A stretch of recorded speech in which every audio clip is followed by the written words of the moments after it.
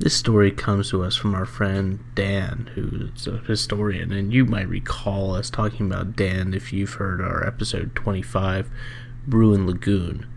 This is Dan's second submission to us, and he has a few more in the holster. So, anyhow, on the eve of his death in 1670, Admiral William Penn was owed some £16,000 by the British Crown, or what equates to roughly £2.1 million today.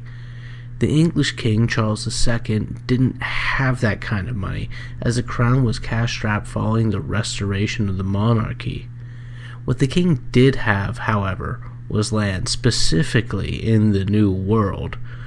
To erase the debt owed to Penn, a debt that was written into his will, Charles II granted a parcel of land, some 45,000 square miles, in the New World to his son, William Penn. The younger Penn was different from his father in some very significant ways, most notably all of his belief in this new religious order, the Society of Friends, or what they known more derisively as Quakers. For Charles II, this served two purposes. First, to repay the debt owed to Penn Sr.'s estate, but also to remove a complicated religious figure from his own backyard. Upon arriving in the new colony, now named Pennsylvania, or Penn's Woods, sort of from the Greek, Penn laid ground rules for the colony, mostly regarding with religious toleration. Pennsylvania was one of the few established settings here in the New World that was such, as many were essentially theocracies. Penn also made prescriptions when it came to purchasing land from natives. Penn believed that the natives should be dealt with squarely, paying a fair rate for their land. Under his guidance, Pennsylvania grew to one of the most populous of the original colonies in America, and one of the few to have a positive relationship with natives. William Penn died in 1718, though, and his sons were far less scrupulous when it came to dealing with the natives. This is the story of the Walking Purchase.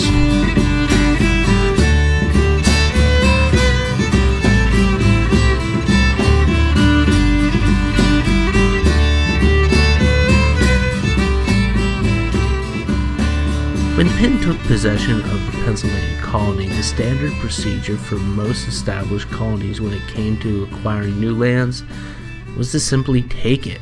This really didn't work for a couple of reasons. Firstly, the natives in the area, the Lenape, were most commonly referred to as the Delaware, had already proven themselves to be skilled warriors fighting off settlers such as the Swedes and the Dutch. Secondly, and probably more importantly, as Quaker, William Penn believed the ideology of strict pacifism, even going so far as to leave the colonial capital of Philadelphia without walls, which even in the 18th century was an unusual move. So, with the violence option off the table, Penn believed the only way to gain additional territory for a rapidly growing colony was to deal fairly with the Lenape. Penn stressed that the natives had a right to their land, and that they were to be paid a fair market value for that land.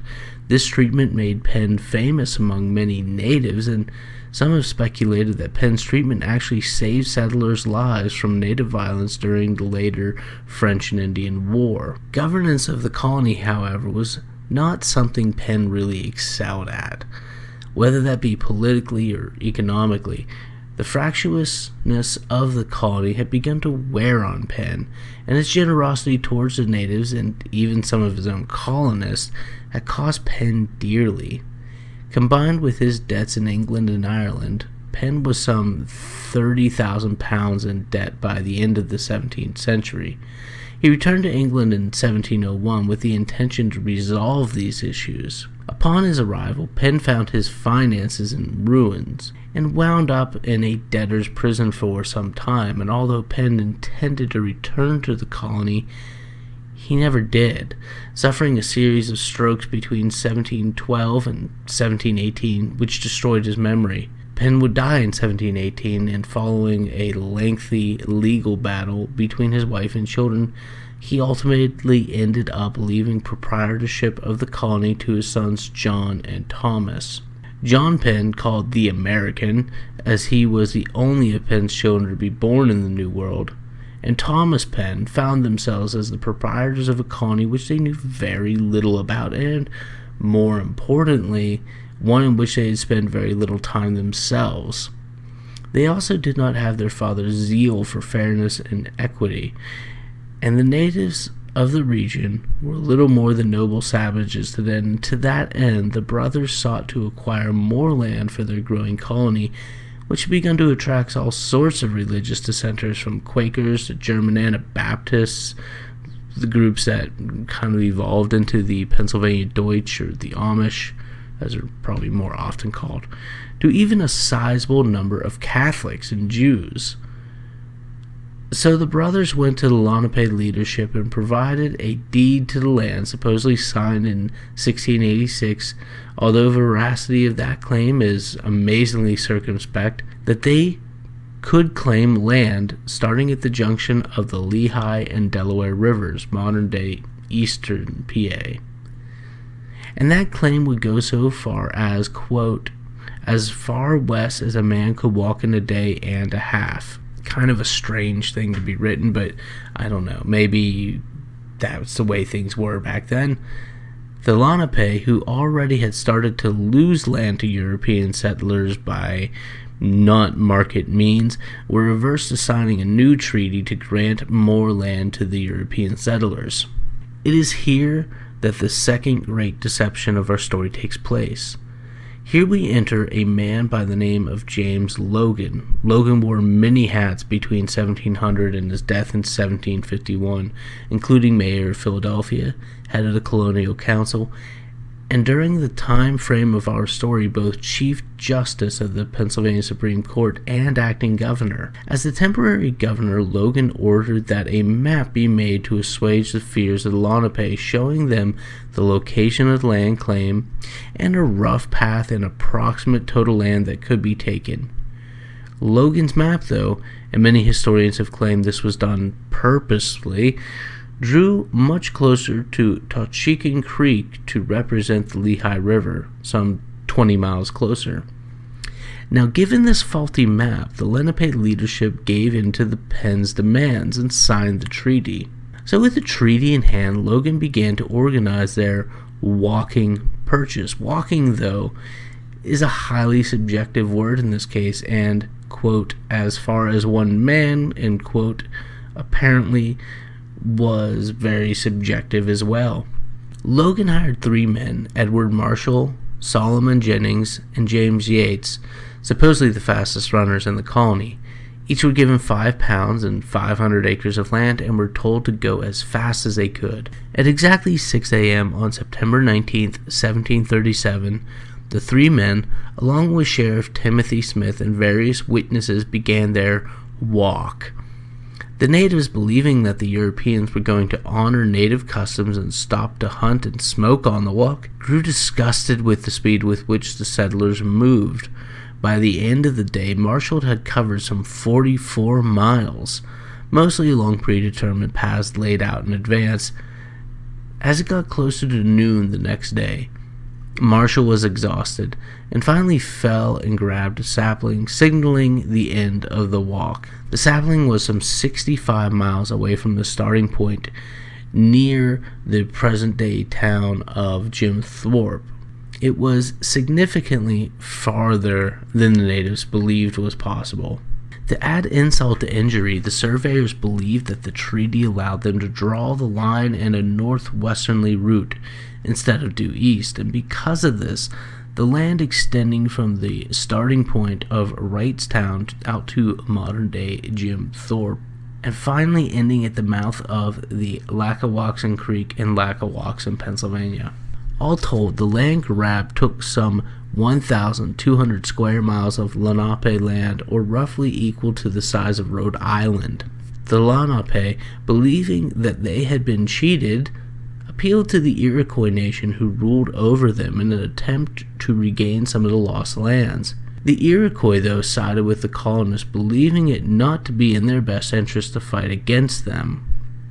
tens of thousands of Lenape were forcibly removed from their land and resettled in the Shamokin and Wyoming valleys out by Tunkhannock and Northumberland County. Those regions, though, were already flooded with displaced tribes, and many of the Lenape instead chose to relocate to the Ohio River Valley, going as far west as modern-day Cincinnati.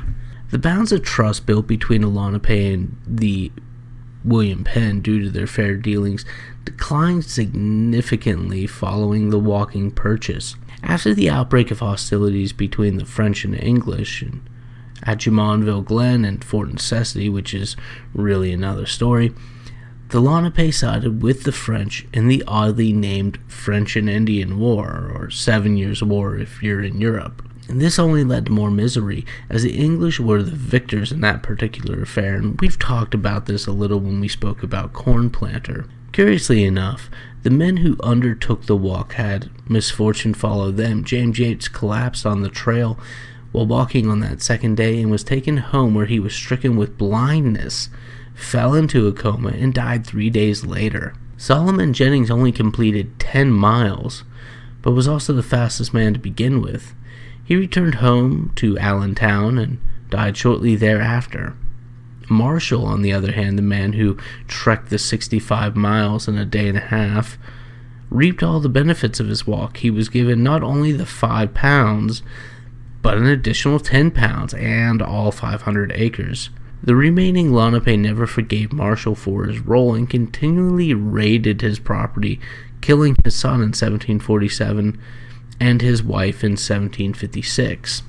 While the Walking Purchase was not the first bad faith contract made between natives and the European settlers, it certainly became emblematic of the bait-and-switch tactics that would come to define deals between the two. Really, the history of native relations with colonial settlers and later the Americans in many ways is defined by the contracts like the Walking Purchase, and in many ways it has become the first of many terrible arrangements between the natives and settlers.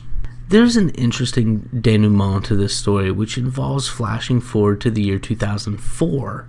As recent as 2004, what remains of the Lenape people, officially called the Delaware people by now by the Bureau of Indian Affairs, in 2004, those descendants sued the Commonwealth of Pennsylvania in an attempt to recoup some 350 acres of land they believe was wrongly taken as a result of the Walking Purchase.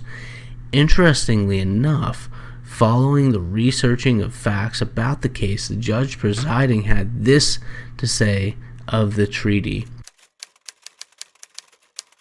In contrast to governors of other colonies, William Penn achieved peaceful relationships with the Indians, including the Lenni Lenape, by acquiring the land through purchase rather than conquest. William Penn's son, Thomas, was one of the eventual successors to his father's interest in Pennsylvania. In 1737, Thomas Penn executed the now infamous Walking Purchase with the Delaware Nation. This purchase included Tatema's Place. To make a tragic story short, the Walking Purchase was the result of a massive fraud perpetuated by Thomas Penn on the Delaware Nation. For all of that, though, the court ruled that they did not have the jurisdiction and that the case itself was non-justiciable, even with the fraud committed by Penn. And, well, openly acknowledged fraud. The Delaware Nation appealed to the U.S. Supreme Court, but they were denied in certiorari.